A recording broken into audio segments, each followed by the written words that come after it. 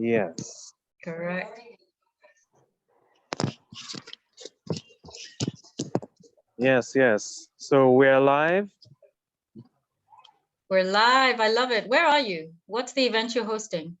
I am at 909 Lounge in Lavington, and I'm hosting a quiz night, a trivia night for LSK. So it's starting at 5, but as usual, you have to get there early and make sure everything is okay, the equipment, what have you, before the main people show up. Is this a usual Friday evening something? No, it's not a usual Friday. It's a once in a while event. So we normally do quiz nights every first Tuesday of the month at Tortuga Rum Bar. And what we do is we have 8 categories. So 4 categories are normally movies, music, logos, faces of people. Those are the consistent categories. But then now the other 4 categories rotate. It could be from books, it could be cities, it could be traveling, it could be, it changes up. I think I caught a clip of what happens there one time. Looks like a lot of Yeah. fun. Yeah. Yes, you should show up because yeah. the uses of it, we customize the material based on the organization. So if we do it at a regular restaurant or event, we run it the way we normally run it. But then now if a specific group wants it customized with stuff about them, then it's very easy for us to customize that experience for them. Who's us? Yes, me and my brother who do the quiz nights. Very nice. Yes. You get paid for that? Yes. Very nice. I'm so proud of you. You are so multi-talented, and yeah, well done. Yes, thank you. Just trying to reach that Kanari level. Yeah, you're well on your way. In fact, wow, have I ever done anything like that? You got your own thing going now. Well done. Well, it's just being fortunate, Were you invited to do it, or this is your brainchild? Actually, okay, it's my brother that runs it, but he's currently not around. So he's not around, I step in and run it. Did you conceive it? Is it a conceptual idea of yours? He did. He did. Okay. Yes. Okay, nice. The yes, Balongo brothers. Yes. Although Balongo is my name. The family name is Opere. So Opere. it's Opere. Yes. Okay. Opere operations. Okay, yes. good. Nice. Yeah, so allow me to check out for a little bit because the space here has some music and obviously I cannot tell them to turn down, and I'll join you guys back in. So whoever's watching, please, yes, talk everything voice over. This is an opportunity to plug in to see one of the awesome things that are being cooked for you. All right, thank you very much. See you soon.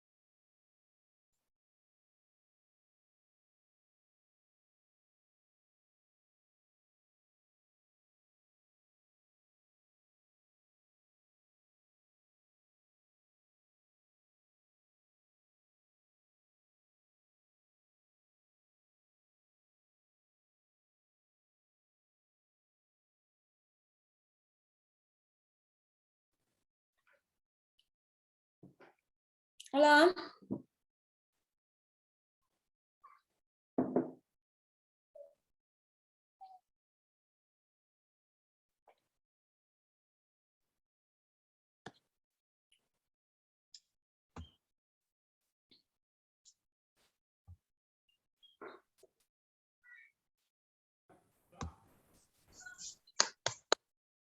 Okay.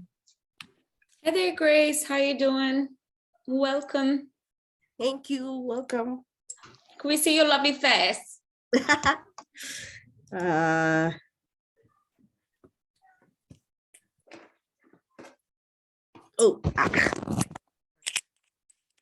There we go. Beautiful, absolutely beautiful. thank you. Cool. Nice to see you. Ko nyumbani? I'm in the office.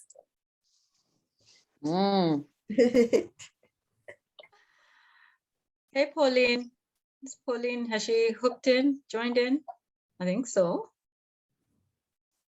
Oh, Grace, while we have you, I just wanted to say I loved your challenge. The video you sent was fantastic. Thank you. Yeah. I Yeah. mean, I was just thinking about it, and I was like, man, you make such an amazing character. Like, I wish you had gone even more. Like, I love it so much. It was really, really good. Okay. I learned. Yeah. It's from years of working with Jenny. Yeah. Yeah. Success. I call her my one touch voiceover. One touch. One time. One take. One take. One touch. Always. Yeah. Those were good days, Grace. Well done. Yes, they were. Yes, they were. Hello, hi, Pauline. How are you doing? Hi, I'm doing fine. How are you guys doing? Very well. Could we see you? It would be lovely to see your face. My connectivity is a bit low. I don't know why. Oh, okay. I might need to restart my Wi-Fi or something. So let me just give it a couple of minutes. Wonderful. I guess we're just waiting for a few more people to come in, and then should get started shortly.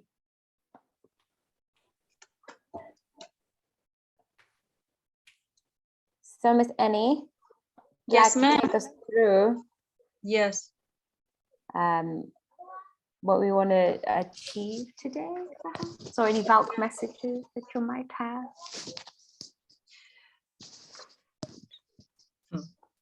Today is all about the VALK talks.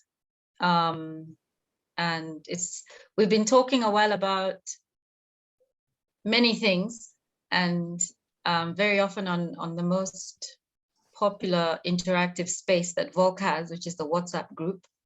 It can come, we get a whole lot of, feelings and the frustrations that people are experiencing over common areas like rates and treatment, and not knowing how to handle it. So we know how important it is to vent. And so this has created a space where we can actually have a place where we're building one another by knowing what the problems are, because that's what community is about, but also bringing the solutions so that it moves away from problem, vent,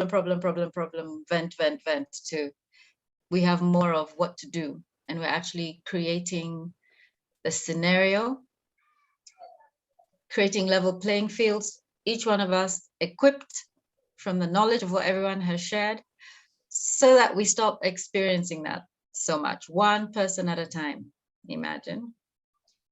And so that's what VALK Talks is about. It's a place to talk, to hang out, share. It'll be dynamic. Each time we talk, there'll be a period where we have a topic which will have been generated based on the ongoing conversations. And then, because there are likely to be many topics, it actually presents a whole lot of VALK Talk content into the rest of the year.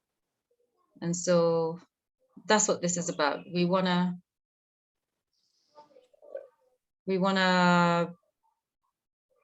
talk more. We want to encourage more people to interact and not feel, like their voice doesn't matter. Professionals who've been in the gig for a long time, guys just coming on. There are a lot of people who feel they don't know. And when we guys who've been in it bring all this noise. It's like, oh no, what are we getting into?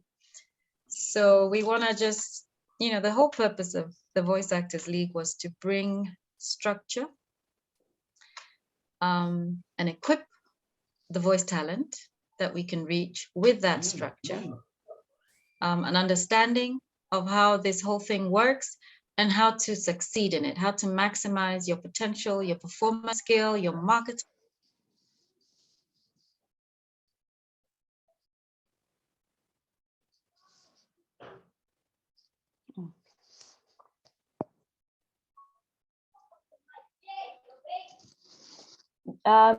Could you kindly unmute yourself? Sorry, Jenny. Thank you.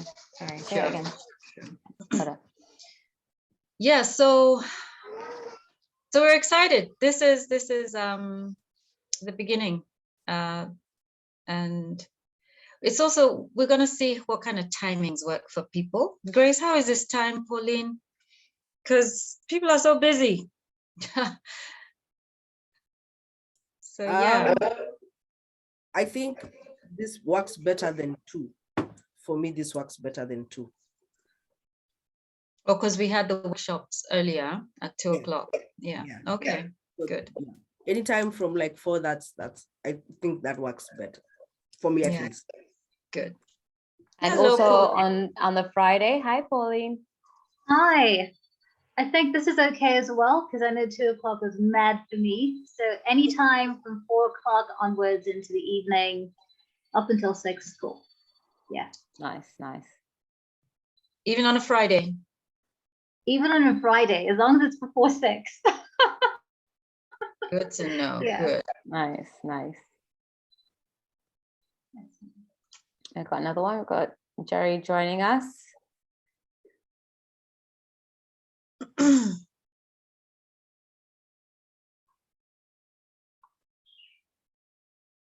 Okay. So generally,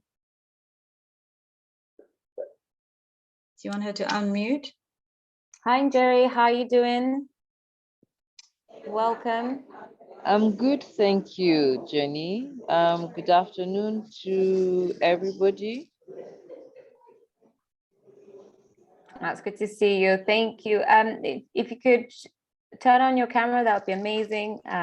But we understand if network problem issues arise. And welcome to VALK Talks. We were just getting settled in, and For a few minutes. yeah.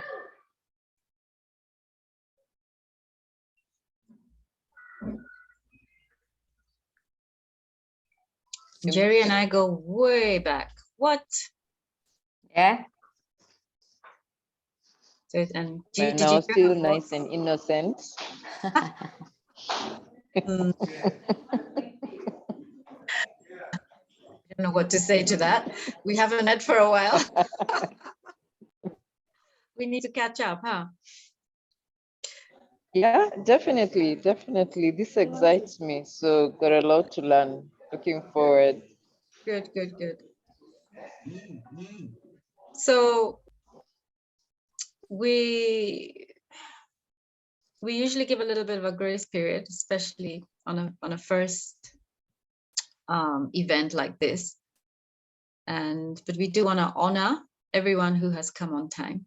So Andrew will be in and out. He has an event that came up.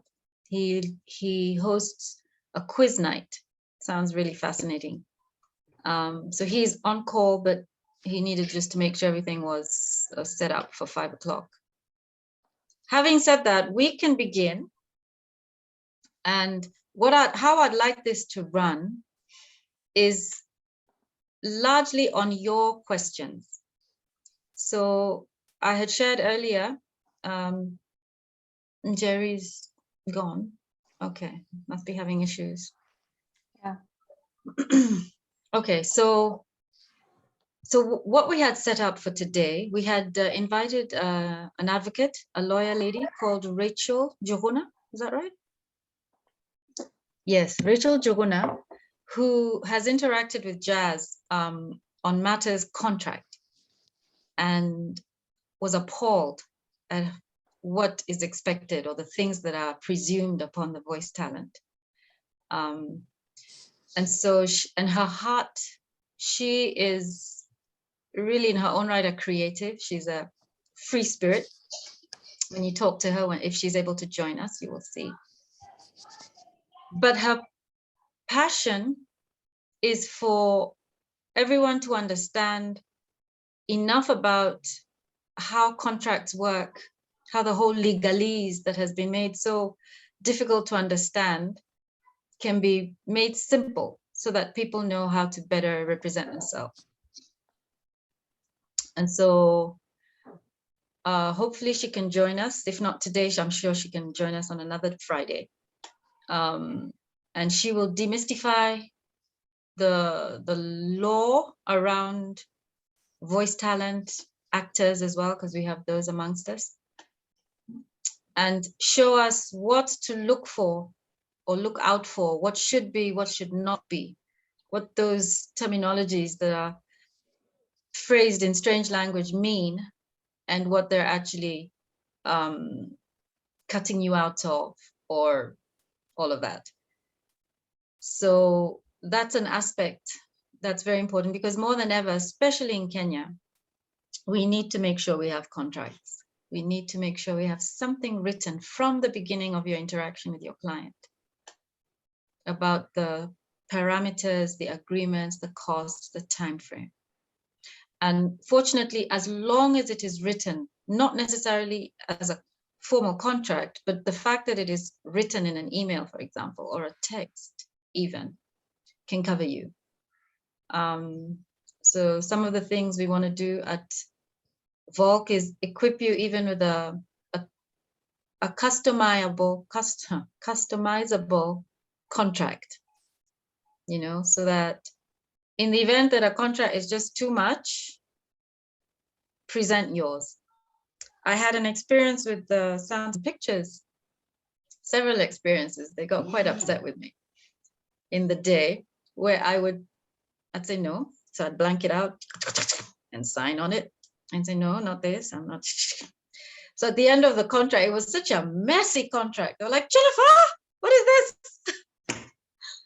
I'm like, yeah, but when I ask you, you don't, so I can't sign off on all this. This I can. And so eventually they started accepting my much amended contract without much noise. But that's how it is. That's strength with which you can conduct yourself, even with contracts that are unkind or unfair to you.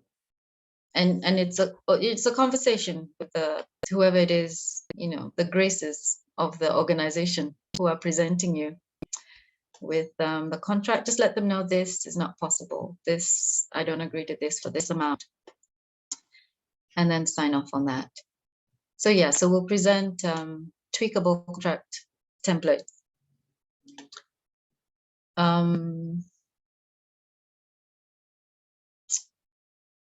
Felicia, let's let Felicia in, and then we'll introduce today's topic. Did Jerry come back? Yeah, good. Welcome, Felicia.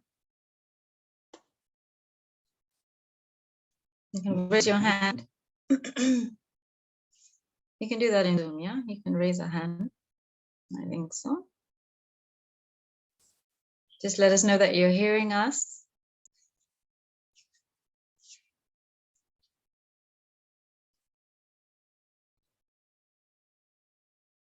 Felicia is...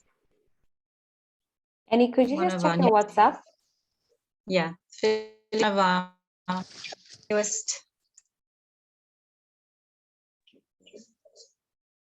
newest members. Yeah, so glad she's jumping in.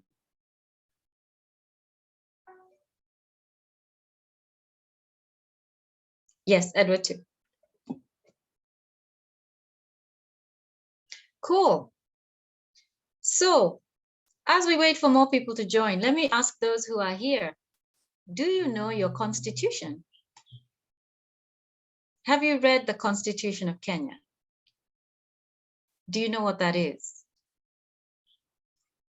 As we approach an election date around the corner, where people, I don't know how many of us here, but definitely a large number of the country are going to put their,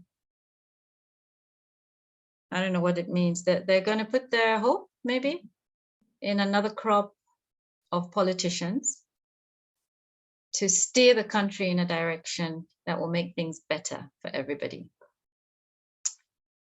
And we have had 4 administrations, and we've seen the way the country has gone. And what has been common to all those administrations is the Constitution that is supposed to guide them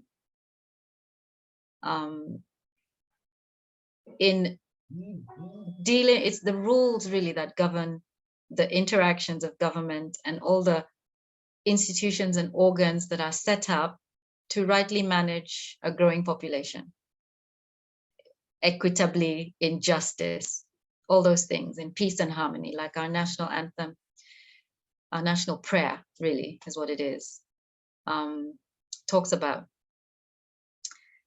So it's an open question. Do you know your Constitution? Because it's a social contract. And in all contracts, there are 2 parties. There's the ones who execute a portion of it. And in many ways, because it's a social contract of a country, the system of administration that we have received from our colonialists, they're not masters anymore, the colonialists who created the boundaries we know as Kenya. This is what they gave us. We took everything carte blanche, including the name of the country, Kenya, and we took their modus operandus of how to govern a people who have now been united by a common border, because otherwise we were very many different people groups living quite solidly on our own with a different kind of constitution, where each people group had their own rules. Oh, Remy. Where, so, you know, if you think through the history of Kenya, at the birth of the nation of Kenya, the Republic of Kenya, we now had a means of being governed by elected leaders that were elected by a majority. So in all of that, we've seen the corruption that follows. We've seen how numbers are bought, leaders lie, and we've seen that for all the time that, you know, since 1963. And so we have not been playing our part in upholding our role in this country as the people, the majority. So that constitution, again, do you know your constitution, speaks about the rights that every single individual in Kenya has. It speaks about the resources. It speaks about the roles that those public servants take on when we put them in those positions, or when they're put into those positions by our elected leader. So it's really on our behalf. The president, for example, is the #1 public servant. He takes an amazingly serious oath when he commits to protect and preserve what is before us, and that's for the citizens of Kenya, the resources and the sovereignty of each individual. Do those terms mean anything to us? Do you know what it means to be a sovereign citizen, which is the first, in the preamble of the Constitution, it says the Kenyan people are sovereign. You know, I was asking one of us, a learned friend amongst us, is the Constitution taught in this country? So my schooling was a while ago, but I do not remember the Constitution, apart from it being mentioned, that there is a constitution, and then you're taught about the arms of government. But in terms of what that constitution says and my role in it, or the expectation it gives to me of those elected leaders who are guided by those rules and acts and everything in there, was never put into my space. You know, conversations around politics were very much entertainment, is what I could see. So when, as voice talent, we begin to talk about the situations on the ground, the groups of people, the groups, you know, the government bodies that should be protecting us or looking out for us, it's well enough to say that when we have played our part, it's the same rationale. If you're going to ask for more money, you're going to ask for a certain minimal fee, it presumes you're going to bring the goods. So it presumes you know how to direct yourself, you know how to present yourself in a conversation, in the negotiation process. It presumes you are well equipped to give what you're asking for. There's a balance. So that's why we thought today would be as a foundation, as a starting point for us to begin to talk about how we can begin to make things better for ourselves as voice talent, and to see where we may have contributed by not knowing, or by a lack of knowledge, or lack of participation, lack of understanding just how critical it is to know about how the governance of this country, which trickles down to an economic question. So we're all trying to make some bread and butter, a little extra with voiceover. We have people in the Voice Actors League who are professionals. We have those who do it on the side. We have those who are just thinking about getting into it. But we're all citizens of this country, or citizens of a country in Africa, which is pretty much going through similar situations, considering the leadership models that we have adopted. So going back to that, there was a superior leadership model in the African context, where smaller bodies of people who had common values because they were the Kikuyu or the Luo or the Akamba could govern themselves and had means of making sure those things were carried out, you know, equitably, and there were consequences that were effected quickly, and there was harmony. So in some ways, we have a community in the Voice Actors League. So we're a little tribe, if you will. And so I'm calling on us as a tribe of voice talent to take on that docket within the wider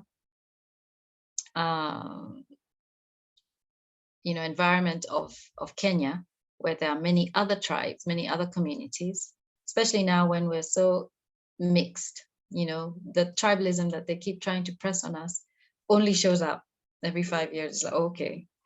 But otherwise, we're really interacting, intermarrying in many ways. So now as a tribe, as voice actors and other actors, because we share so much, let's take a step back and think about the Constitution and how important it is to be well armed with knowledge about our role in the governance of this country, because we are the true shadow government. Before there was an opposition that is supposed to really speak and mitigate any unjust activities from the main administration that is voted in, there is us, we the people. So a political group reflects the people that they lead, the people who elected them, allow them, if you will, to continue to do what they do. So that is what is going to stop when we begin to say no. But we say no because we have this social contract that is a constitution that our leaders have given a sworn affirmation once they're elected in to uphold. So it's, in the words of PLO Lumumba, it behooves us to know what is in that constitution. So that's an ongoing challenge. It's not a very big book. It's a fascinating little book. It's downloadable for free on the internet, and we want to start demystifying it today. And so that's part of what this VALK Talks Hangout of today is about. And there'll also be room to ask questions based on the Constitution and whatever comes out of this discussion, and also whatever may be on your heart for today. So thank you for letting me introduce that. Our guest speaker, Rachel Juguna, is not able to join us. Her father is unwell, and I think they were called in for an emergency something this afternoon. But she will join us later. I had mentioned earlier, if not later today, in the VALK Talks to come. She's an advocate of many years. She has recently come into the IP space, well, into the understanding the creatives, us, and how much we're exploited on on contractual basis. And so she'll be coming to talk more about that and help us understand them better. And even from a legal point of view, answer some of the questions we may have about our role, what the Constitution actually means for us. So let me pause a minute and see if there are any questions that arise from that introduction. You can type them into the chat or let us know that you want to, comment, and Jazz will give you access to speak.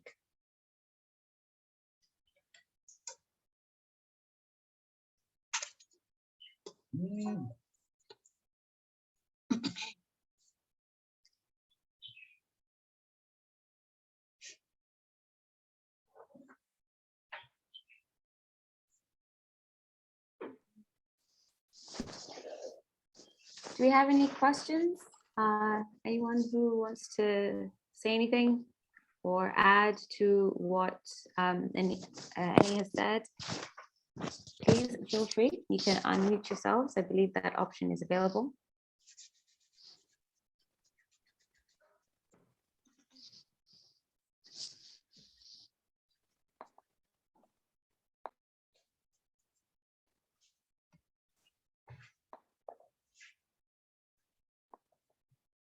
Okay. Well, feel free to mention anything. And like we said, just put it in the chat also, that's fine. I know very often. Wanchiko has her hand up. Oh, she has? Oh, sure. Great. Okay. Hi. Question. Hey. Is there a way, or is there a place where I can get the hard copy of the Constitution?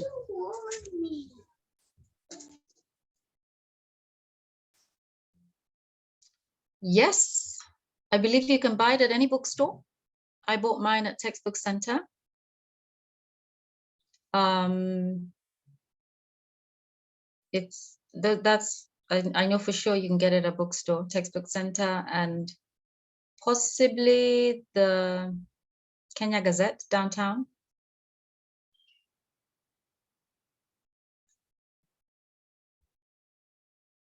Hope that answers your question.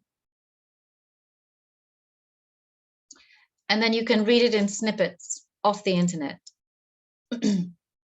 as well.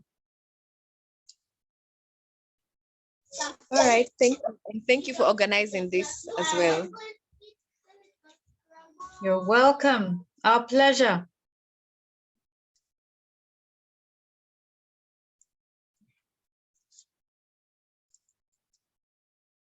Just a quick one. There's a lot of talk around the 2010 Constitution. Is it different?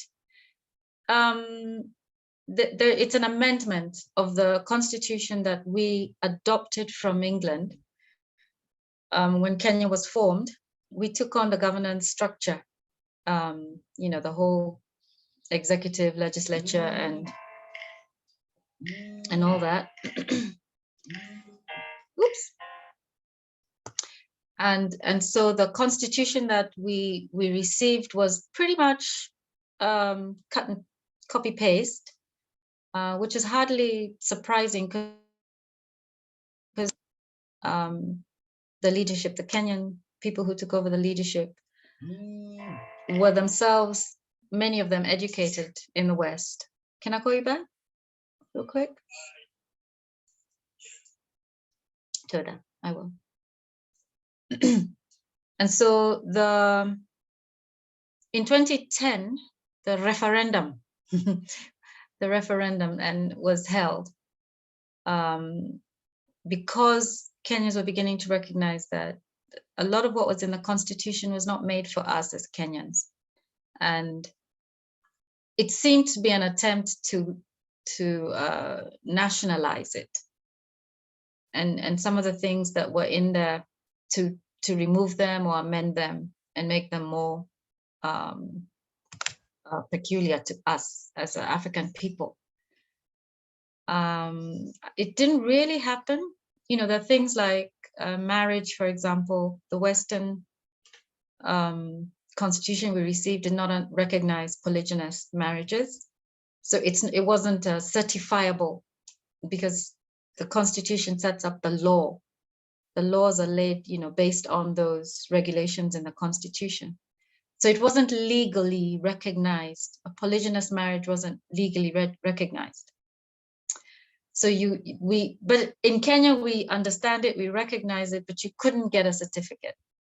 So things like that. Now they needed to talk about it in Parliament, and they welcomed the whole of Kenya, they said, to all the talks that were going on at Bomas or by representative. And it was an opportunity to tweak the constitution. And if you remember, there was a tussle between the church and everyone else, and the church said no, but the majority, yes, won. Yeah. And so the reason why the church was against the amendments that had been made was there was a lot of room. The things that were put in there were not put there firmly. There was so much room for interpretation on the things that the church stood upon, like family, you know, abortions, you know, marriage, things like that. I mean, the beauty with law is you can argue in any way. That's the thing with interpretation. Is that a beautiful thing? I don't know.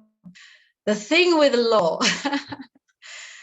you know, if this is why lawyers are paid, and the smart lawyer can twist anything and give a case, right? And so that was what the opposition was about. And so, yeah, just giving you a little bit, please, in your free time, check out constitutions, what they are.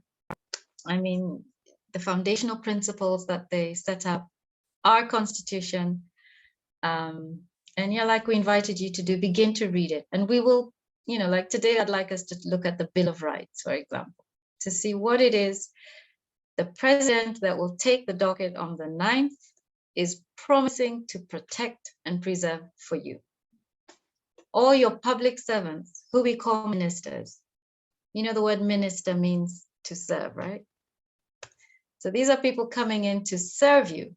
What is it they in that oath that some of you entered and did a beautiful job on? What is it they promise to serve you in? What are they swearing? And you have to hold them accountable to that. Yeah, so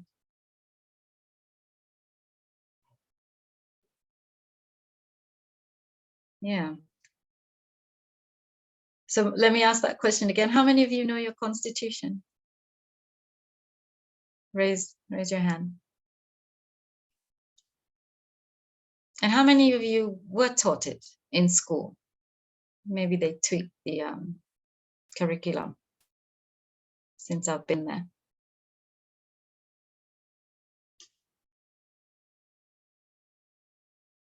Anyone from the British system? Do they teach the British? So I'd like to actually answer that. I went to the British system level of schooling, and I can safely say that that was not taught at all. I don't think it was in their best interest to teach us about the Constitution. And also, it's only now that I realize that when you're in a different kind of system, especially for me, it was the British system. So we were learning about the British way of life. It had nothing to do with home. So I feel like when you decide where you want to take your children, that needs to be put into account. Because if you are, we say it's the best kind of education and all of that, but there's a very huge piece missing, and that's learning about your own country. You learn about the States, for example, about Germany, if you're going to that school, or France and England, but you miss out on this whole curriculum that is being taught in the national schools. I believe in the national schools, they do have subjects whereby these things are taught, but for the British system, that wasn't the case. And so it was quite enlightening when you come out of that environment, and then you're hit with reality of life. and you realize you don't really know much about yourself and where you come from. And it was a bit shocking. And you're not necessarily taught how to be sovereign, what that actually means. And we see the politicians, but we don't know, we're not really taught how that impacts us really, what it really means when they make these oaths. And so I'm very excited. We have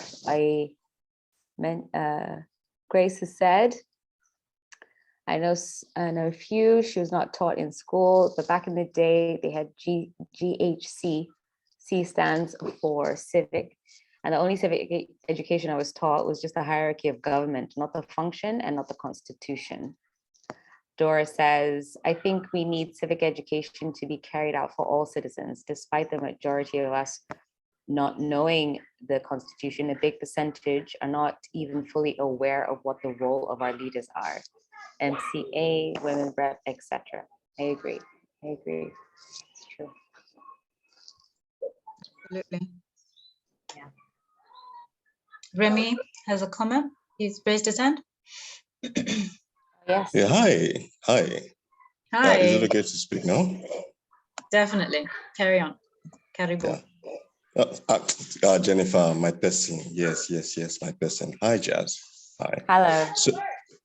So yeah, I went to my education was kind of staccato.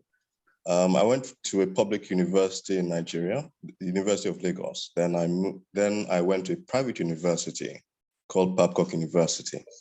In the public university, we were taught about some things regarding Nigerian history. We were taught some philosophy, but the Constitution was never brought up, as like ever. But when I went to VALK University, they actually deliberately brought in a course, a civics course, which is, it's literally, that's what it just is. It's civics. It's not a law course. It's just civics. To just explain what your civil rights are, your civics. Yeah. And I learned so much from that, from the course, because there are a lot of things that we operate with assumption. As Jazz, I'm sure you're much up with it. I think you will agree with me when I talk about the nature of the document of Magna Carta, that it's really just, all right, so, we've agreed this is how we're going to do it, so if you have a bad feeling about this, then, we can take it to court. Meanwhile, the thing is that we here in Africa, I think for me, the best way I can explain it is that the colonialists left, but the mentality remained in the civil service. Yeah. So, you know, the more the natives are in the dark, the easier it is to control them. Yeah. You know, yeah. So it's I think for me, the one thing I would like them to actually understand is this. The colonialists did what they did because they knew that if things went south, they could go back home. You know, if the country suddenly caught fire, you can run back home, you know, back into Surrey or Luton. But if you're Kenyan, if you're Nigerian, if you're Zambian, if you're Tanzanian, if you're Egyptian, you've got no home to run to. That's your home you're setting on fire. That's your home you're playing with. That's right. Yeah. Yeah, so you know, I'll just thanks for the opportunity. It's you know, when Jennifer asked the question about being taught the Constitution, you know, for me it was like that. It's civics. It's basic civics. You know, give a general introduction in secondary school, make a more specific explanation in the university, so that way people will be aware of the law to a point where they can protect themselves and protect others. Yeah, that's how I see it, because to be honest, we could do better. Yeah, we could do better. Wow, that's great. wow. I'm so excited to hear Remy's voice, that this is a true East-West worldwide collaboration, East Africa, West Africa, and all over. And I'd just like to summarize the sentiments that I'm picking out, you know, the themes of: we were not taught properly by those who are there in power before us, who are not us. So right now we're acknowledging how much we were taught, you know. For example, Jazz shared that within the British system, you're taught about the British. And we're noticing that within the Kenyan and Nigerian systems, we are not taught. Civics just happens to be like a by the way. So then, and just to rewind a little bit, you know, Jenny having to ask us about the Constitution, do you know your Constitution? It seems now that because most of us do not know about the Constitution, as a result of the deliberate non-providing of information, if I can say that, I think now this gives us a pathway forward for all voice artists and even non-voice artists involved. Number one, how can we find out the rules that govern our industry that we're involved in? Jennifer, you said that you adequately changed your contract for things that did not work for you. That means you knew what your rights were and your privileges were that were not being given to you. So I think maybe that should be the first order of the day when this ends. How can all of us, especially who have been involved in the industry and know how things are supposed to be, let's make them transparent. So let's do civic education for ourselves. What is expected of us, you know, in terms of industry rules, but then also individually, in terms of being a competent practitioner of your skill. What do you have to do? And then now we can even now add in the cultural element as an additional flavor, you know, like it's like, I consider culture like the shirt that you wear. Thank you very much. And I'm Awesome, thank you. Opere. Thanks, Andrew. We have Asega, who's been patiently waiting, and so we'd love to hear from you as well. So please ask your question. Hi. No, it wasn't really a question. Or it was just to add about the British Constitution. There really isn't a constitution. It's sort of just laws and acts. There's no written constitution like you have here or in the US. That's why the political situation there is the way it is. So a prime minister can be in power forever if they're voted in. There's no term, there's no. So I find it really curious how they left us with a constitution, and they've never had one written down. That's why we're not taught the constitution in the UK. You're taught about the laws and the acts, and even that is not very clear. I think it's just to keep us in the dark. Right. Yeah. I mean, I found it quite interesting when, you know, you just start looking at the history of Kenya and our independence. How, well, you know, if you know how the colonizers came in and did what they did, and we actually took them to the airport and we're like, okay, bye guys, thank you so much. And it, you know, it was quite, to me, that's distressing. It's like, what do you mean? And they left peacefully after the carnage and trauma that they've left. And so we just picked up and carried on business as usual, and never thought to heal as a nation. And part of that healing is to understand what has been left to us and take responsibility, and to, you know, once you know what your rights are, and you can begin to act on it. But what happened was we just replaced, the system stayed the same. The slavery is the same. The heart of ownership was now just transferred, but it just had a different face. So if we are able to understand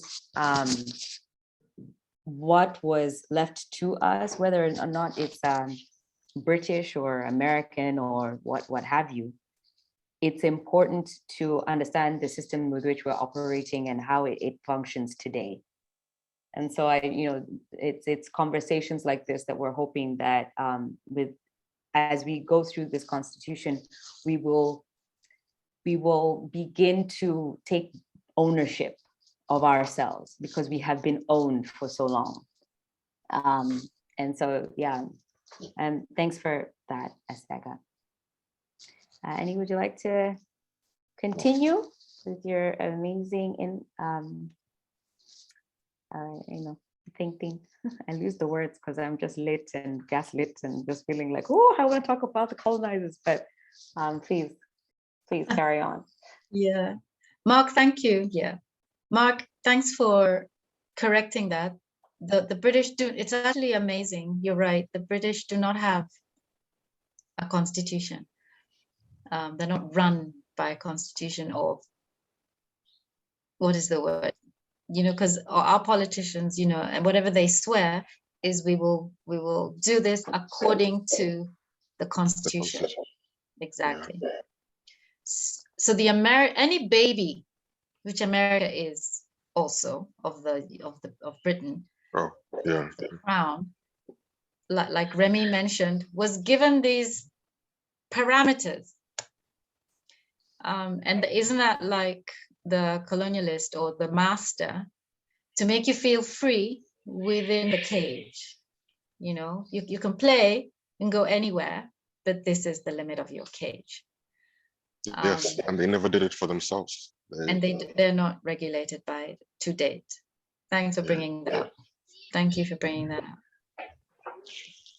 Yes, in fact, all of you have mentioned something incredibly powerful that I would like to unpack it just a little bit. That Jazz mentioned that we have to now take ownership of ourselves. And this is easier said than done. Now, I noticed for a long part of my life, I did not take responsibility of my life.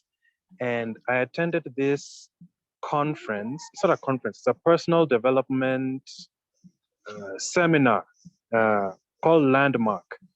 And I remember I was always saying, you know, we need to do this, people need to do this, what have you.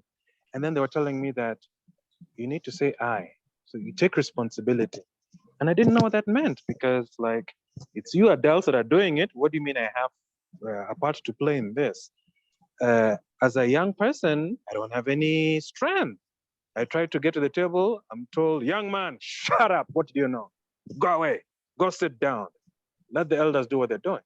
So it was only in this conference they made me realize my language, that I automatically deferred the politicians. Those people, you know, Nigerians are doing well in music. Americans are doing well in movies. And we are not. So when we say we and you put the responsibility on others and say, okay, fine, what's your part in it? What's my part in it? What can I do to make my environment the musical place that people are saying, oh my God, Kenya is the best musical artists, they rival Nigerians. That can be the narrative also. But to do that, I have to take part in it.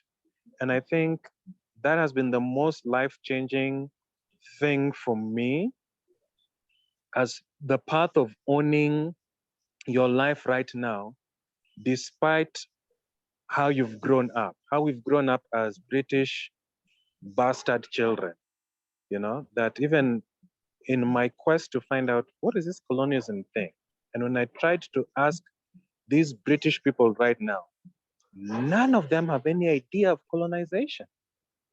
And it just made me start to wonder, because if we look at things the British way, okay, especially in Kenya, when I see what people are trying to adapt into their business in terms of trying to improve their business model, what have you, I'm noticing people are name dropping people like Simon Sinek, Gary Vaynerchuk, Mel Robbins, Tony Robbins.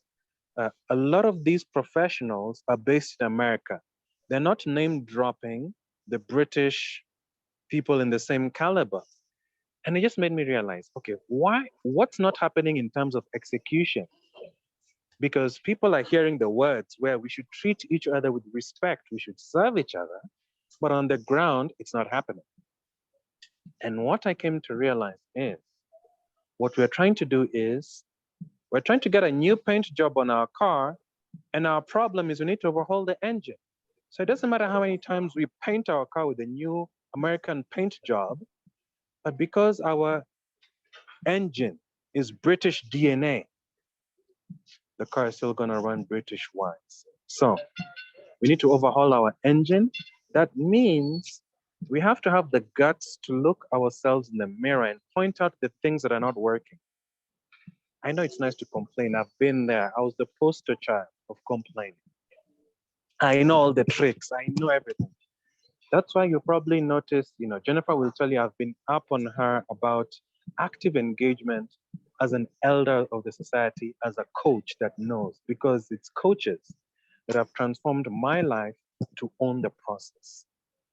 And at the end of the day, it requires discipline, looking at how this elder behaves, because the elder has results in the community, especially those that we admire.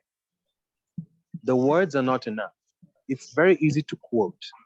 And we have a buffet of quotes, YouTube videos, YouTube 5-second, 10-minute, 10-second shorts that we can bite size and eat and say, oh yes, I had this quote, I feel nice.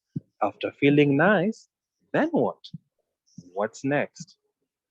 Anyone who's successful, whether good or bad, morality doesn't play an issue, whether from basketball players like Kobe Bryant, Michael Jordan, or bad people like, you know, the mafia that we see in the movies, The Godfather.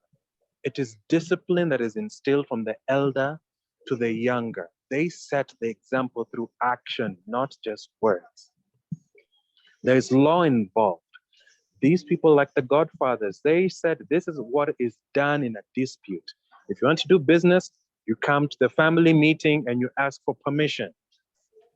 So I'm putting out now this question to the elders, because this is a symbiotic relationship with us young people that are trying to be active citizens in our voice-over industry and in our countries.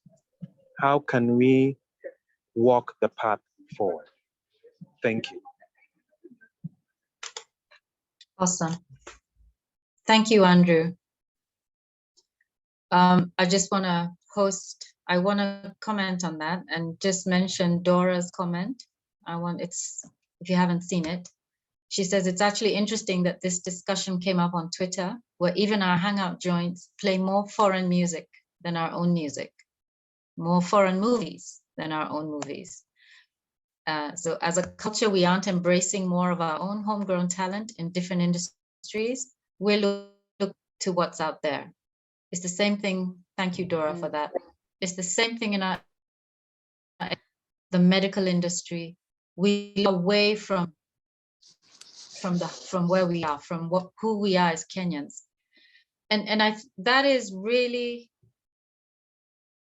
the mirror that Andrew is talking about, and it's because systems broke down. And the main thing that has disappeared is that a live transference of solidity and responsibility on an individual level first. So whenever you see that a nation is broken, look to the family and see where the rot started, because that's where it begins.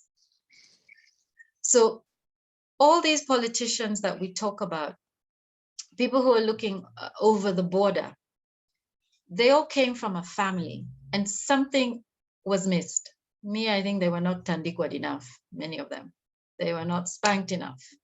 Something went wrong, so that by the time they're given a rule of law that is manipulatable and can be directed to themselves, they do it.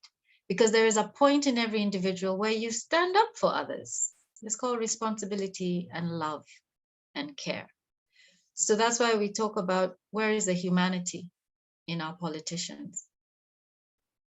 We need to get to the root issue, which is the transference of that gene was broken.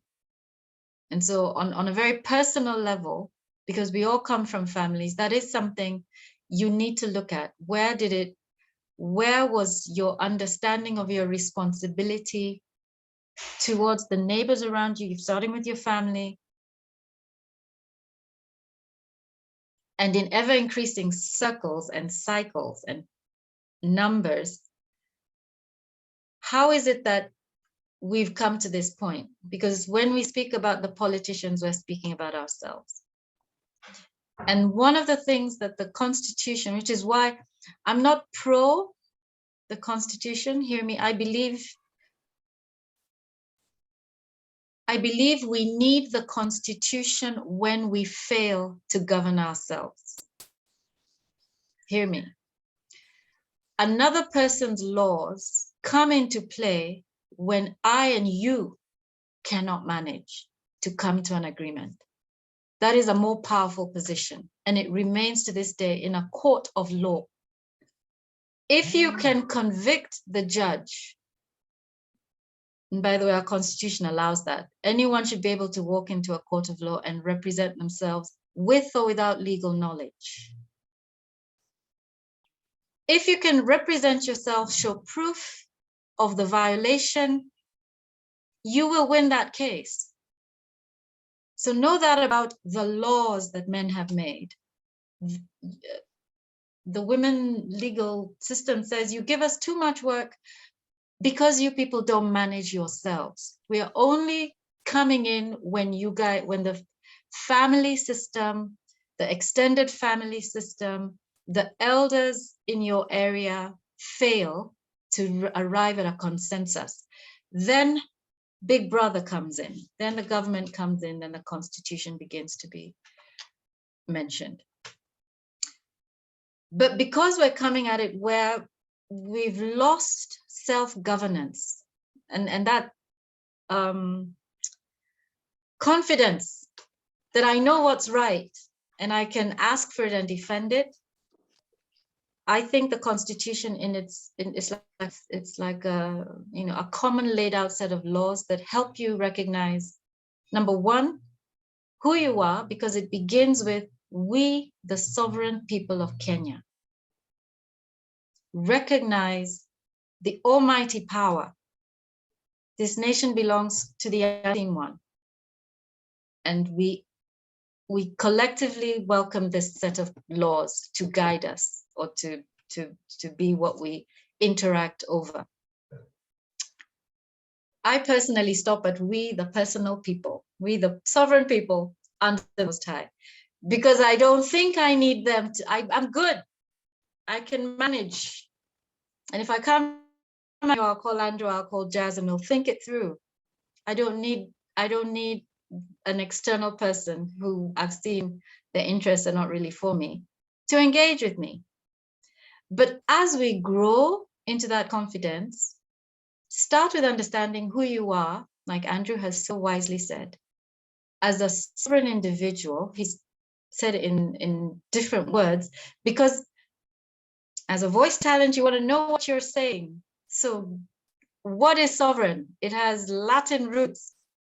Sover is where super comes from. Super, you're above. And rule, you're above the law. You're above rule. Did you know that? As a sovereign. But it presumes you can rule yourself. That means when things come into your, possessions of others, you will take care of. It presumes you are about other people as much as you are about yourself. So it's a high calling, our constitution. It calls on you to be very, very responsible. Now we talk about becoming responsible at the age of 18. Yes. I don't know what is supposed to happen at 18. We sign off our rights. Did anyone ever give you a constitution whoever made it clear that when you took the ID or a passport of the Kenya government or the Nigerian government and you sign on it, when do you ever sign? It's a contract, right? What were you signing? What have you signed? Let me tell you what you said. Go ahead. I feel like there's something that Remy has just said that I just, it's like, yes, please. He says, I think it was in answering your question, what happened? Why, how did that link, how was that link severed between us understanding what our role was? And he's picked up on something that I think is just completely missed. He says, I think it happened when the colonial powers handpicked our representatives at the very beginning. Also, replacing our education system, making the children teachers to their parents of the new system. Wow. Now, as a child, for me, I'm just like, yes, because I went to this British system and I come home and I have to teach the rest of my family English, how we're supposed to sit up and how we're supposed to eat, and knife and fork, please. Why are you eating ugali like this? We had to, I was a teacher of my people, they sent us off and they were hoping that if we can understand the white man, we have a chance. So I come home, start talking like this, and it's like, don't worry, mother, I've got this. Do you know what I mean? And it's understanding this whole new world and hopefully being one of the ambassadors to the white folks so that we have a chance. But we're children, and our parents have this wisdom, but now it's competing. The two things are competing now. And there's the way that we've been taught how we should act, know your place, be polite. It's white first, black second. And so that's where it started getting messy, at least I would say for those of us who were not only colonized physically, but mentally, and reprogrammed to be part of the colonizer's world. And I think that's something that we don't quite appreciate, the experience that we have been through as a nation. Dora, you were talking about the fact that we play foreign music. I'd like to speak on that just very quickly. As much as I would say that you know, it's not just a simple fact that we play international music because we don't like ourselves or you know, I want to get it right, so I'm not misquoting what you have said. You say that we play foreign music other than our own. The system, the Kenyan system, is not set up to support us as actors in the industry at all. That's something that we need to understand. It's not something, having worked in radio stations, several of them, when you hear the conversations that go around why they don't play Kenyan music, it has a lot to do with the system, the way it's set up, because of royalties, there's not enough, the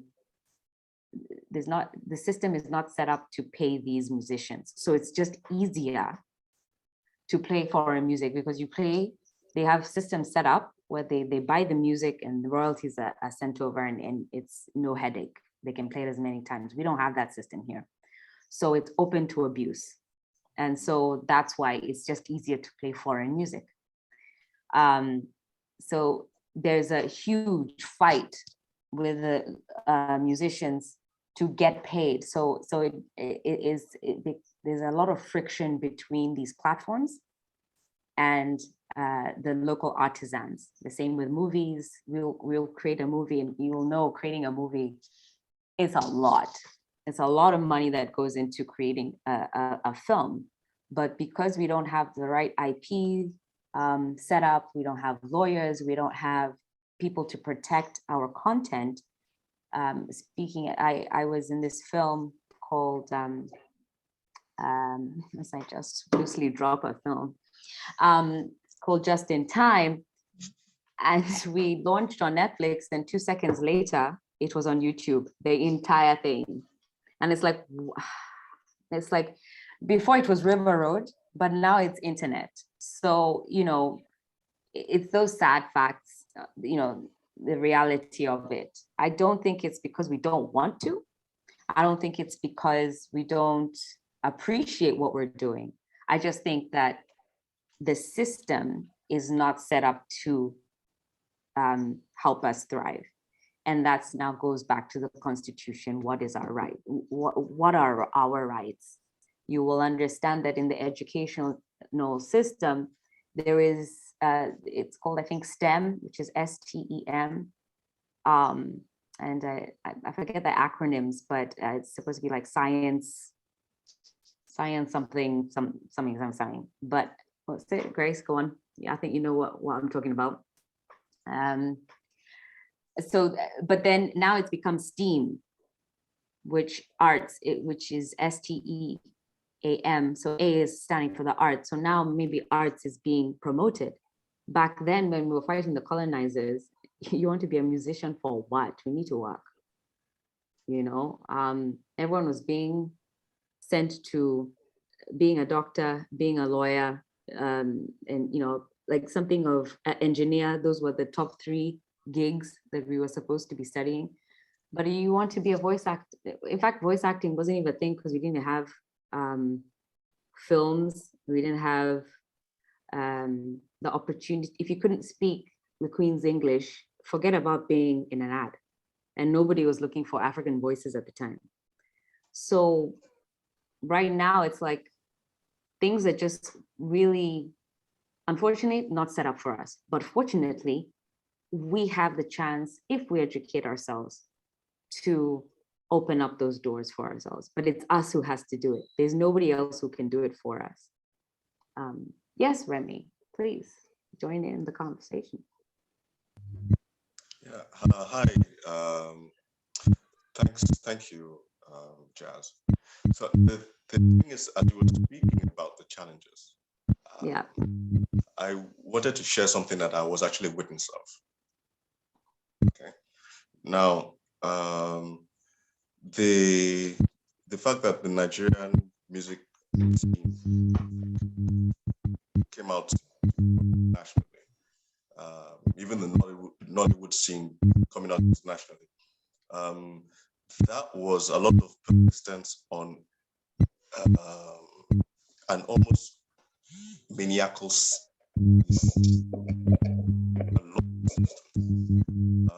Sorry, you're sounding a bit, I don't know if it's the microphone.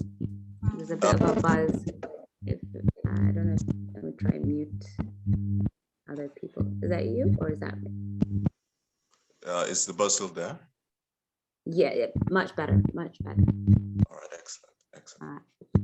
So yeah, I've been a witness to it. I studied mass communication, and I've been a witness to the rise. And I what I'm going to share with you might be a helpful roadmap, not just a case of where to go or how to do it, but to literally appreciate exactly where you are right now and not see it as a problem. All right. So the thing is, Nigerian music right now is a far cry from what it was back in the 80s and back in the 90s and the 2000s.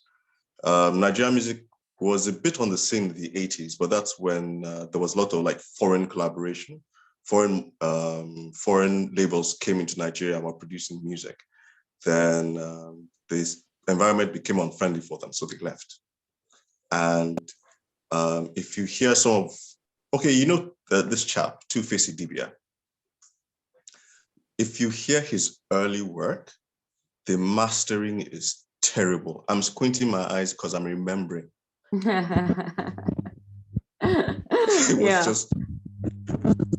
was just terrible. Right. A lot of that had to do with the fact that we were getting out of foreign music, but we're not listening to understand.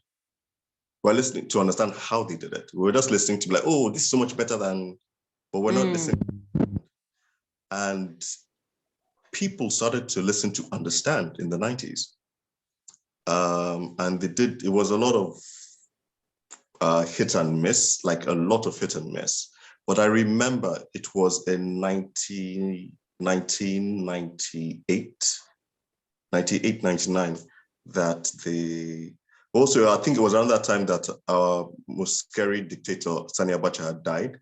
So there was a bit of, people could breathe a bit. And so sudden jump. There was like a really sudden jump. And that's self-expression. Exactly. The young guys literally, they knew how to court the older guys in the industry and not let them have much of a say in terms of the experiments that they were doing. And when Two-Face and the Plantation Boys, in quotes, his original group, when they came out, they took the world by storm. And a lot of that had to do with the fact that they were actually being exploited by the people. They know the laws are mutable. You know, that's one very important thing that I think we should all remember. All laws are mutable. What Jennifer said earlier about sauver, as in like being above the law, it means that in as much as you are subject to the law, being subjected to the law is by choice. That's how you become a part of the Commonwealth. You have to give up for the greater good of the group, of the community. But then you're also above the law in that you can change the law. You can insist that certain things about the law change. You know, that, which is why, you know, there are amendments, you know. So the thing is that where Kenya music is right now, I suspect a lot of it has to do with, should we say, like a private shame of the sound? As I don't live in Kenya. I wouldn't say that. Actually, I wouldn't say, I think we're past that, because the youth is really, they took over. And there's the explosion of Kenyan music is great. We're getting there. Now what the fight is really about is royalties, is being paid. People are getting smarter about IPs, they're getting smarter about royalties, and are beginning to get restless. They're asking for their monies, and you'll find that the platforms that are playing their music don't want to do it because they have been minting for free for so long. So now it becomes about, the conversation starts being about exposure. You know what I mean? So it's like, fine. I mean, if you think you're gonna make it, then fine. And so they found a different way of doing it. They gave it to DJs and convinced DJs and matatus to start playing their music.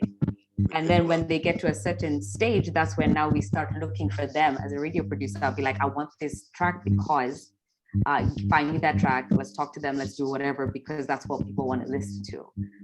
So before we didn't need to listen, we didn't need the artists, but now because they have found underground ways of getting their music to the people without us, now that fight is still there. There's the arrogance of the system where it's like, we don't need you, you need us, and artists are saying, we don't need you, you need us.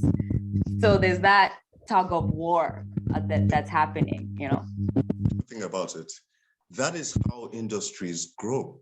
That is how industries actually happen. Right.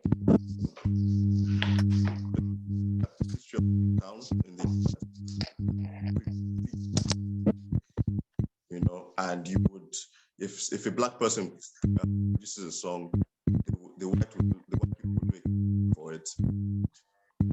The original just kind of like disappears, and which is something itself is repeating itself in TikTok right now. But that's conversation for another day. But the thing is that I believe that if the Kenyan music industry, if the guys who are like really push, if they continue the push, if they don't get tired, if they create room for even more people to come into the underground scene and prove themselves, right? Ultimately, radio stations obey the people. They do. They do because they have to make the money. I think now, because we are, if we're to look at what the musicians are doing, as voiceover actors, we're in a uniquely different space, because Annie had put it this way, which is, we don't necessarily own the rights to the voice, to the work that we voice. We're part of the production chain of events, if you will. So we have to negotiate our position and for our voices to literally be heard. And as a musician, you come in, you create your song, you get it out, you hustle, you own the rights, and it's you and your music, basically. But as voiceover actors, how then do we negotiate our spot? That is where this is a path less traveled. This is a, you know, the ground is fertile. It is fertile, but it's a lot of groundwork that we need to cover. Well, you know, and I feel like if you understand, you know, that's why we're doing this whole constitution and rights thing, to understand how it impacts us specifically. So, yeah. Well, I'm so sorry. As we were speaking, I just realized that there are actually a few things that you can do. Because the thing is, the Constitution and its change, if you understand it, it's not preemptive, it's reactive. Something has to, the only time it comes into play is when it's reacting to something. You know, it's not, it doesn't guide and tell you, it tries to it tries to guide and tell you what to do, but when you, it has to react. So it's usually an immovable force, an immovable object facing a,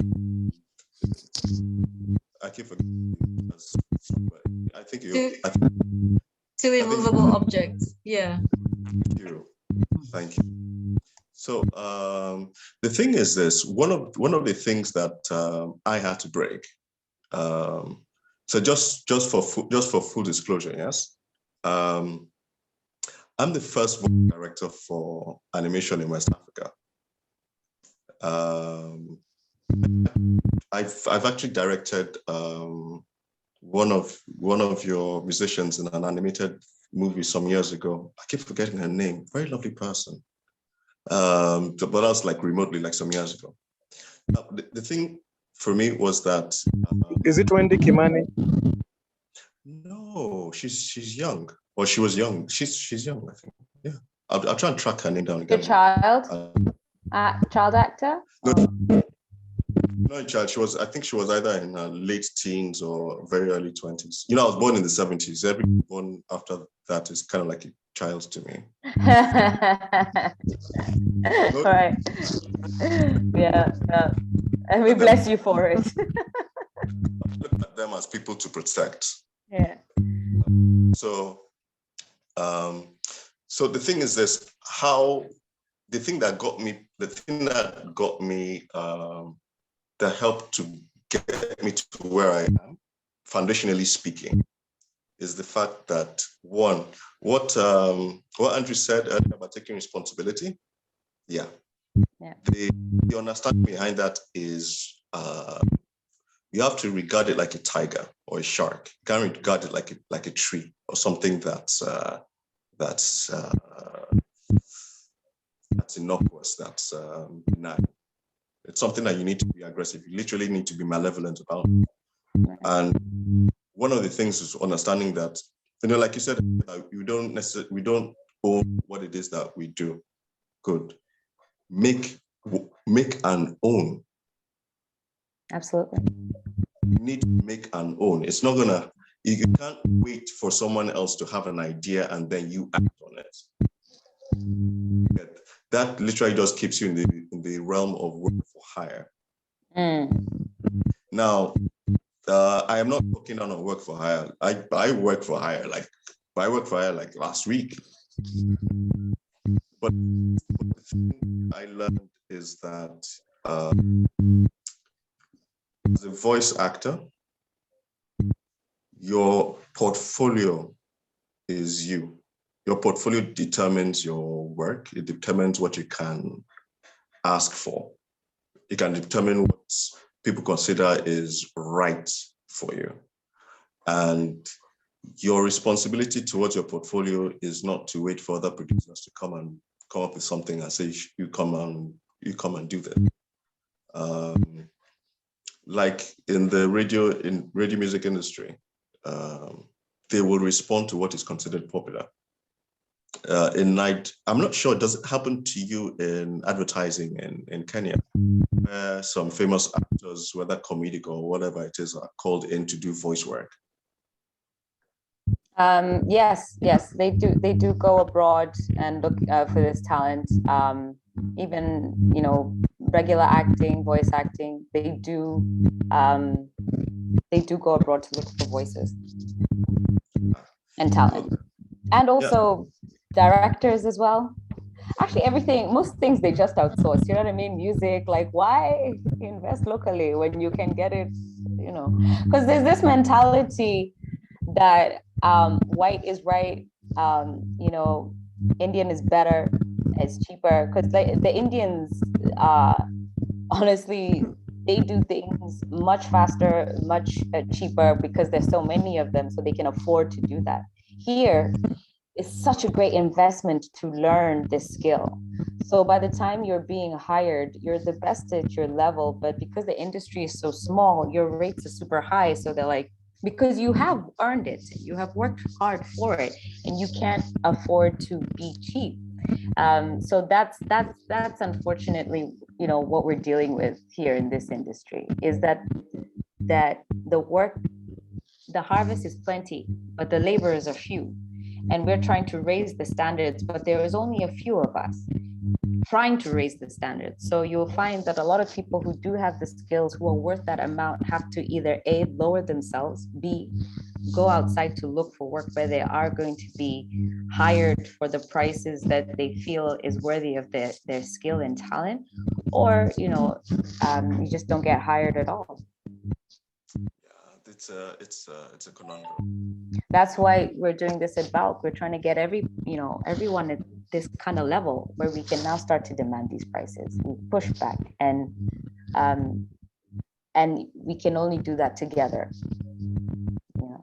And that's where the taking responsibility part is so important. And when you understand that you are part of a much larger network, a much larger system. We're all connected. If you thrive, we thrive.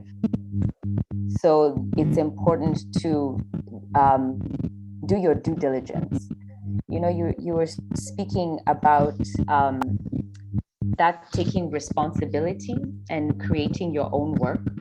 So a lot of us, I can say safely that people do this work as a side hustle. And so it's very hard in any craft to do it if you want to do it well. It's very hard to do it as a side gig. If you have a carpenter who's a side hustle carpenter, you buy a chair from him, it's not going to last. You know, so you need to spend time understanding what voice acting is. It's not just announcing things. That's one aspect of it. A lot of our voiceover actors, I think we can say, we just read, and it's because we think voice acting is just having a nice voice. But thanks to people like Annie, who teaches us, actually, no, there's intonation, there's this, you have to invest in your craft. That way you're not relying on other people to give you work. You actually have the skills and the tools to generate work for yourself as you work on your craft. You know, you don't have to be a genius producer. That's not what we're asking for. It's just understanding the range of your voice so that you can put it to the best use. But if we're so busy fighting the system, and the system is fighting us, and we don't know why, we can't work on our craft. So what do? We go back to the Constitution. What does it say? What are my rights, by the way? Well, you know, this guy is telling me I can't park here, or I have to do this. Why? Is that true? Because it's taking me away from my job. It's taking me away from my hustle. We can't ignore it. This is knowing our Constitution is part of our jobs as voiceover actors is I think what we're trying to impress today. It's all connected. But I think I'm Nigerian. You know, we are cowboys here. It's all yeehaw! I love Nigeria, man. I love Lagos, bruh. Like that place is like hectic, but I love it. Yes. Sometimes they're like, hey, you can't do that. Why? Yeah. Oh, I love that. We look like Thank you. My name is not there. I don't. Yeah. They didn't mention. The Wild West. And then, you know, certain things go to the court, to the law courts, and how shall I put it? That is how certain things are suddenly revealed in their true nature. Yeah. The things there was a time that there was an argument about copyright for music. I'm not even talking about like voice, but like music. You know, it's called art, and it turned out that some of the wiser, older musicians, what they did is that they signed up with agencies. So that way, it was those agencies that get the royalties and shared to them, you know. And they are not broke. They are not broke. These are guys who sang in the 60s, 70s, sometime in the early 80s. They are not broke. And anyone who tries to, you know, give them any problems, from all the cases, there's an older friend of mine who's like one of the leading luminaries when it comes to intellectual property in Nigerian law. He explained to me how they had set things up such that they are not going to lose. Literally not going to lose. And no matter, even if they did paste, even if they did copy and paste, there is one thing there's one interesting thing about English law. It protects the arts. It protects the art. And I'm not sure what we can speak with the constitutional lawyer about this and probably try and find something that the British tend to push over there in terms of the arts. it will have a counterpart. The counterpart will exist. But it's how the counterpart is used that's determining like a whole lot of things. But Winston Churchill, yes, he during World War II, there's a film of his where they wanted to cut that stealing money from everywhere and food from everywhere, Kenya, Nigeria. In fact, World War II is remembered in Nigeria by the much older generation as the year of no salt. Just kept taking it and moving it to munitions production. They said they were talking about cutting the budget for the arts. And Churchill famously turned and said, why? Said, we need the money for it. I said, so what do you think we are fighting for? For us to dress ourselves. The art is how we time and we are is preserved. That's what we are fighting for. So don't touch the budget. Leave that alone. Leave it alone. And the thing is that once you recognize that, because it's weird. Governments tend to focus on things that keep them in power, but they don't look at the things that keep them relevant long after, you know. That's not the point, is it? No, exactly. That's not a point. I know the point is to stay in power.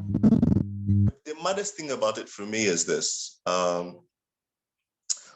When Andrew pointed, oh no, not Andrew, I've forgotten who it was that pointed out how everybody else but the English have a written constitution. It was Mark. Yes, thank you. There's one thing that the British have that is more powerful than a constitution, and that's symbols. That's what, sorry? Symbols. Symbols. Mm-hmm. Yeah. Now, to us, it sounds kind of weird as like, what do you mean symbols? If someone attempted a coup in the UK right now, they have failed. No, they've failed before they started. Because if you're going to attack the parliament, if you're going to try and arrest the Queen, everybody who's British in quotes, even, well, you know, we'll have a lot of them here as well. They would take it as a personal attack. Hmm. In Nigeria, people have attacked the president. Nobody took it personally. What did he do? He deserved it. Okay, move on. He needed to go. He was lacking. He was sleeping.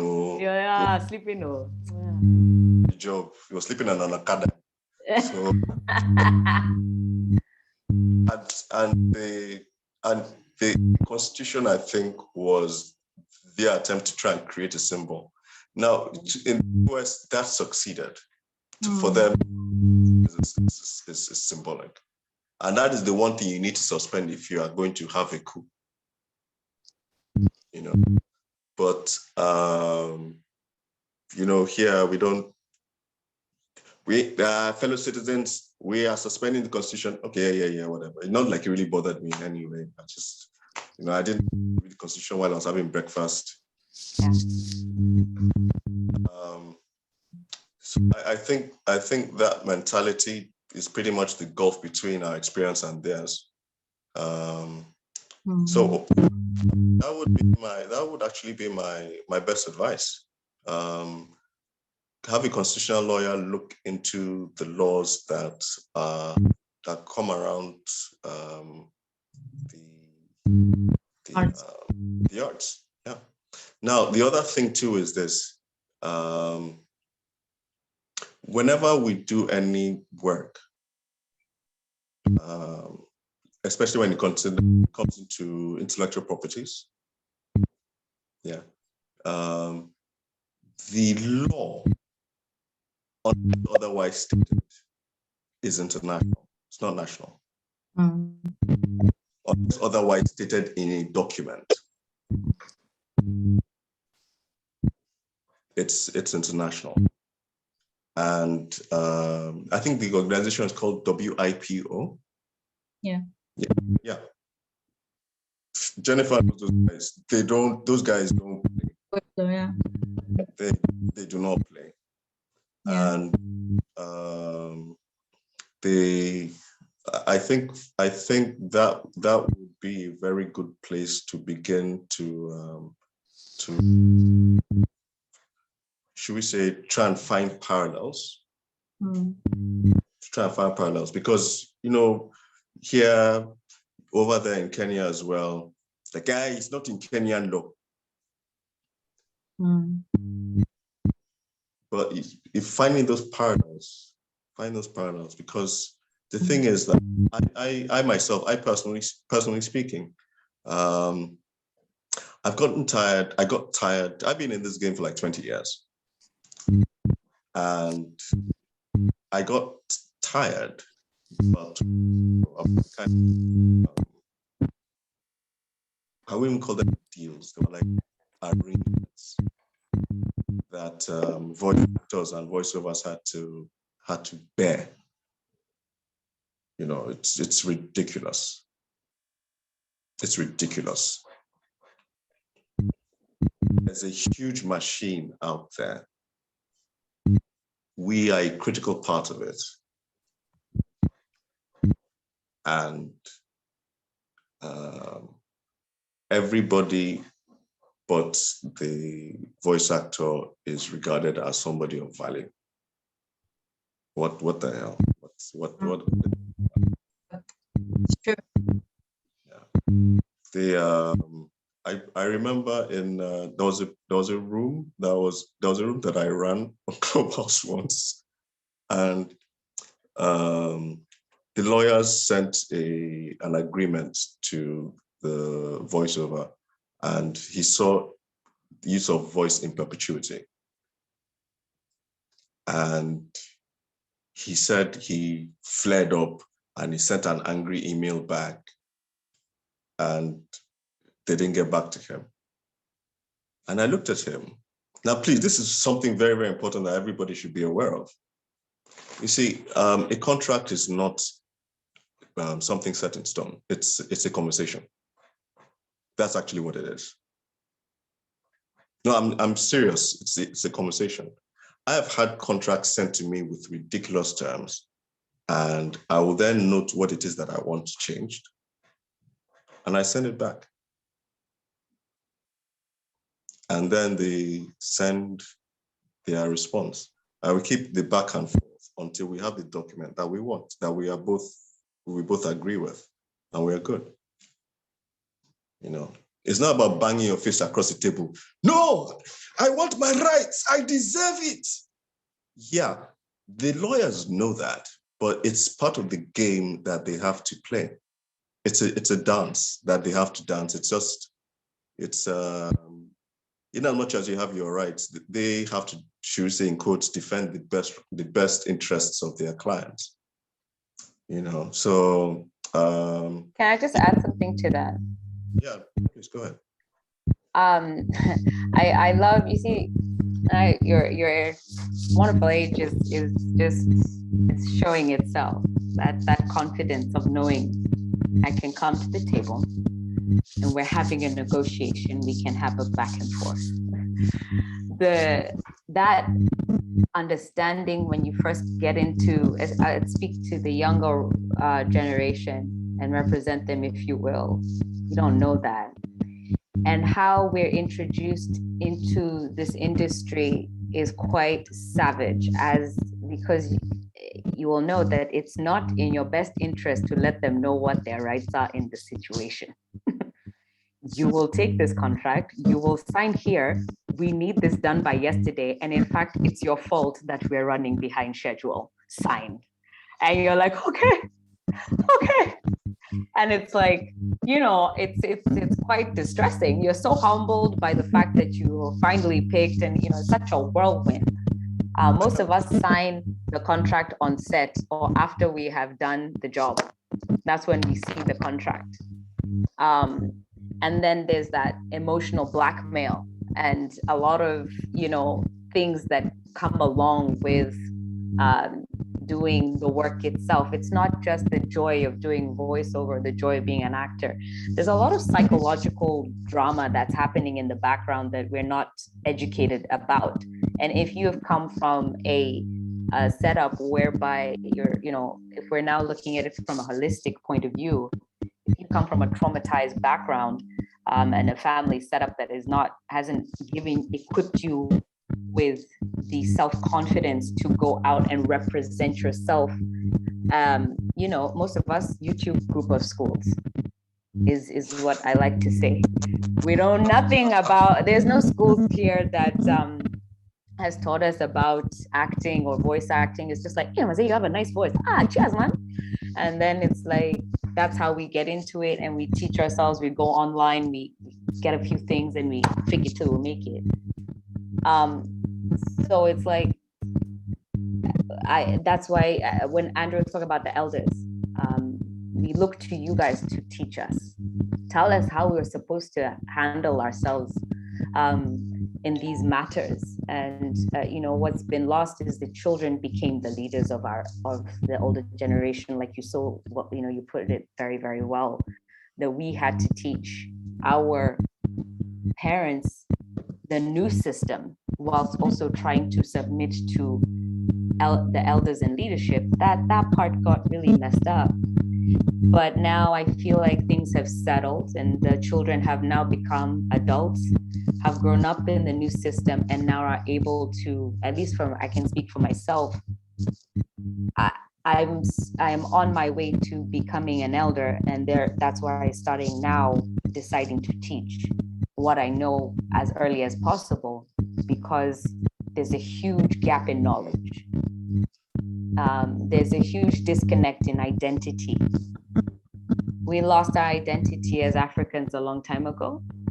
We have modeled it on the West, where we have clearly seen, and they have shown us in great spectacular fashion how much they have failed. And we appreciate them for it, because now we can say, oh, it doesn't actually work. You guys were nonsense. Oh, so it's up to us now. Great. And we appreciate that, because, Yahweh has just done his thing and revealed the flaws in the Western philosophy. And so, it's a brilliant time to be alive. It's a brilliant time to be African. It's a brilliant time to be, I think, an artist, because again, the ground is fertile. It's fertile for us to change, because Corona has, it's almost like released us from the bondage of what was. We have learned that we can make a change. People who said, oh, you can't teach an old dog new tricks, wearing a mask, everyone was like, okay, masking up, and before you couldn't even ask them to, yeah. What's that? A mask that went like this. Yeah. And this. So, but you see, the thing is, the mask still was on the face. There is progress. You know what I mean? It's possible. It's possible. So, I feel like as much Africans were hard-headed. That's probably why the Westerners couldn't really chill here for that long, and it hasn't quite taken root, because we are who we are. We're beautiful and we're resilient. So, in that, I feel like to understand your role, to understand your rights is important. Nobody is going to come and tell you, by the way, did you know that you don't have to do the thing that I'm asking you to do? It's never going to present itself that way. You must know. I'll tell you this. I'm convinced of this. I'm convinced that the real value that we have as voice actors is that of storytellers. Even your identity, when you call your name Jazz, if you hear someone call your name Jazz, you're not going to ask yourself, what's this person's vocal quality? What you're going to ask is, what is the story between myself and who it was that just called me? So that's something to learn. Yeah, am I the jazz? The jazz is calling, is it me or is there someone else? As in, whose story is he calling out to? Now, I say that as a preamble to say that we owe them stories. I agree. Not documents, not, look, I remember when it was in 1873. His name was Moi Kulanga, and he was a very proud man. He carried a village of 50. Well, yeah, as a metaphor, that might work. But what I'm saying is that we can make stories that are relatable about our experiences. Right. Because when they find themselves under that kind of pressure, or in those kind of situations, it is the story that they are reaching for. The story of themselves compared to as like, who am I? What stories do I have behind me that will support the next decision I'm going to take?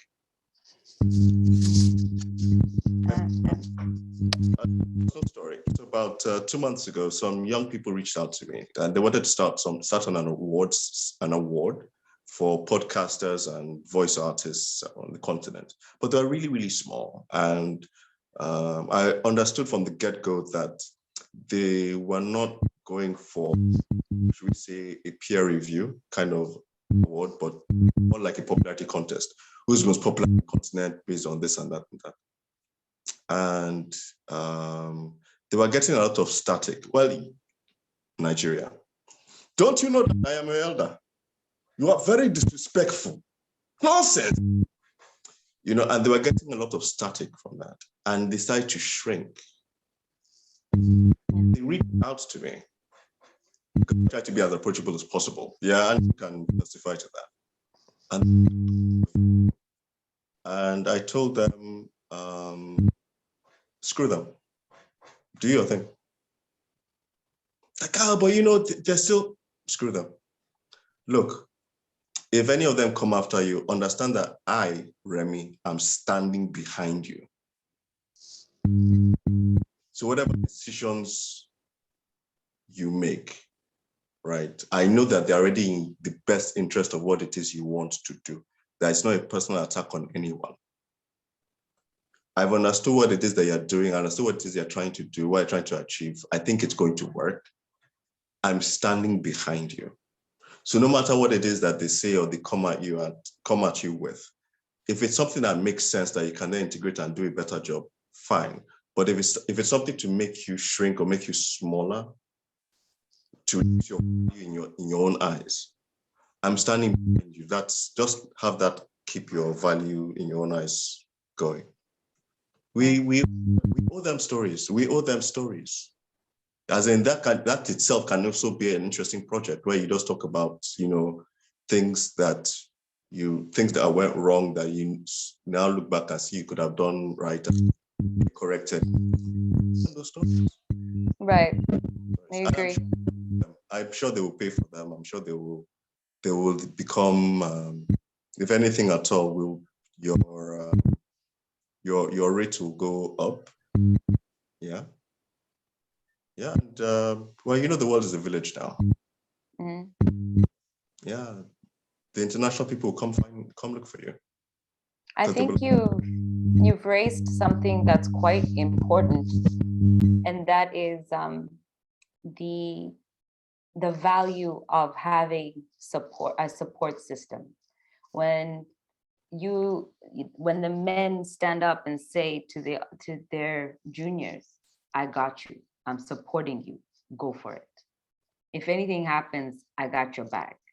That is something that we need to, I would implore and challenge everyone that's listening, the men in this podcast, to be able to get themselves in a position where they can do so. Because that's sorely needed. What we have is sugar daddies, just taking from their young boys, you know, and refusing to move from positions that matters. You know, they have the young men's jobs, they have their girls, but when you have a man that's saying, I got you, I am behind you, go for it. No one should ever make you feel like you cannot do that. And for the ladies to do the same, the younger women, because for us, we have to compete with the youth. So we now start, tearing down the younger girls because, there's that competition. But if you bestow the wisdom, pass it on and say, I got you, I am moving from the spotlight. You come and take over and I have your back, do this, do that. It just creates a beautiful sort of a ripple effect. So that's really great. It's a I community. love this. I love this. We have to wind up now. I love it. We've gone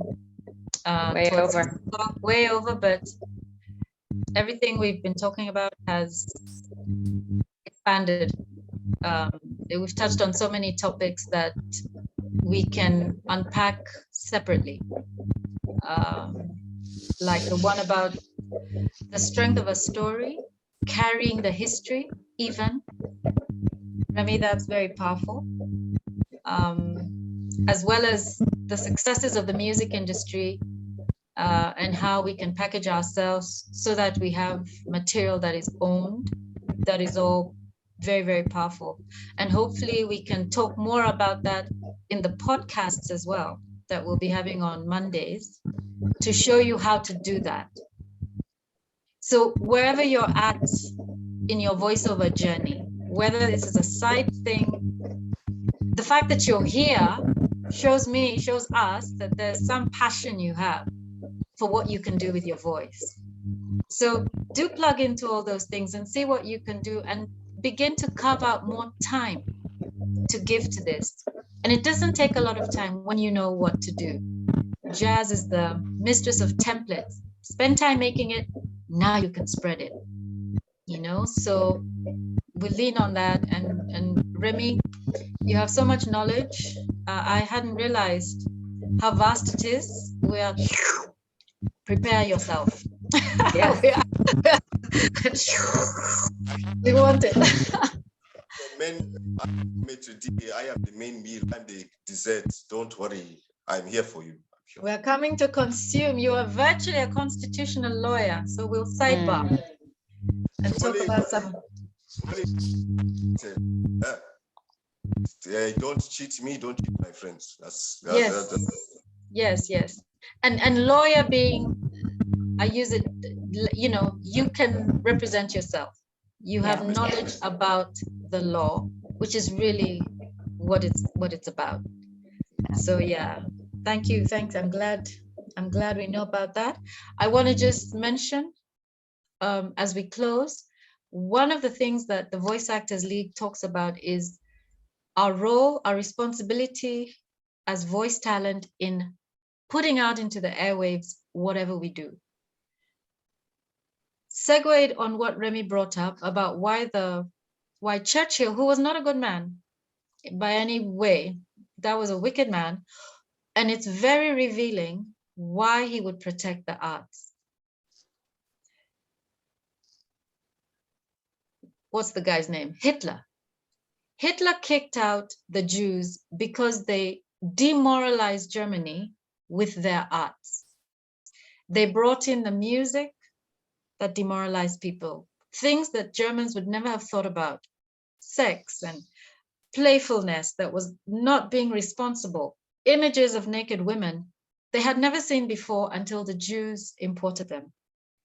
And people were now smoking, there was decadence, there were families breaking because of immorality. And Hitler said, get out. You and your movies, get out. You and the art. So for the people in power, art is a means of engineering people. Propaganda. It's very, very powerful.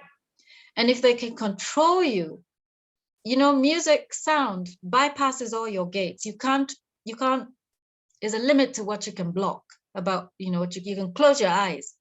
But hearing a baby born, know this. At birth, a baby has two things that are perfectly capable of operating. It's their hearing and the presence of the spleen, a mature spleen, a spleen that can the thymus gland, I stand corrected, the thymus gland can produce the white blood cells to protect it from whatever pathogen. Two things. So hearing is critical to us. So when we put our voices to material that is against morality, against the fabric of who we are as Africans, I believe we still are, like what Jazz is saying, we're strong, we're noble. We've just been confused by all this, weight of different winds through education, through the music, through a government system that's heavy on us, so you don't have time to look up. So as much as Winston Churchill was protecting it for whatever his motives were, we can use it now for what is just, though, and not contribute to the rot that music and arts, and when we voice products or things that are just, don't get me started on that, then we too are contributing to our own demise through this very powerful media, that we're a part of. And we're only just starting to understand how much we can, yes, make from it, but financially, but also contribute to the direction it goes. So, wow.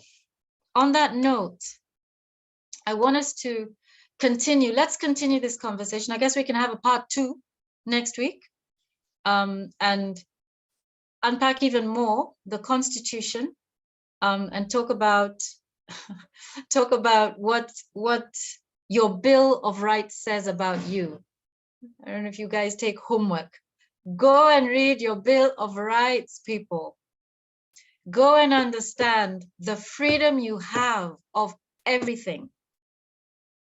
And let's come back a little bit more empowered, a little bit more confident to present yourself in any situation without being intimidated that the law controls you in any way. That's very powerful, Remy. Yeah, you're above the law, but it presumes all things about you are also above the law. You can't be breaking the law and then claim to be above the law. You understand? You can't be breaking the rules of stealing, victimizing people. Really, crime is only when you violate another person's freedom, another person's possessions, their life. You've broken no law if you haven't done any of those things. Jaywalking. Who have I? Show me the person who I have affected by jaywalking. Who is my? So we're getting more equipped, and please note this is all about voiceover, because all of this will give you a better frame of mind in every engagement you have, even in reading your next script, because we're all storytellers. And there's a story in us that brings life to whatever we put our minds to or are asked to read, So on that very, very powerful note, I see some, is there anything we need to respond to in the chat? Okay. I think we're good. I think we're Thank good. you very much. Yeah. Thank you to everybody for staying with us this long. Do you have any final questions? Anyone that would like to say anything, parting shot? Just to say thank you, Jennifer, and well done. Nice. Just thank you. You're welcome. Yeah, it's been great. One final announcement. We were very excited about launching today because guess what? Today is Jazz Mystery's birthday. Let's give her a woo! Happy birthday, Jazz. Thank you. Yeah. Thank you. Thank you so much. What a gift, huh? Yeah. And thank you for spending it with us, Jazz. We appreciate it. Thank you. Thank you. Happy So birthday. thanks again. Have a great evening, everybody. Where the party at? Felicia wants to know. Girl, he'll be up. You know what I'm saying? Like, let's do this. Yes. Wherever you go, Felicia. Okay. Thank you, guys. May leave at your leisure, as we say. We'll see you again here on Friday, 4 o'clock. Thank you. Wonderful. Bye-bye. Mhm.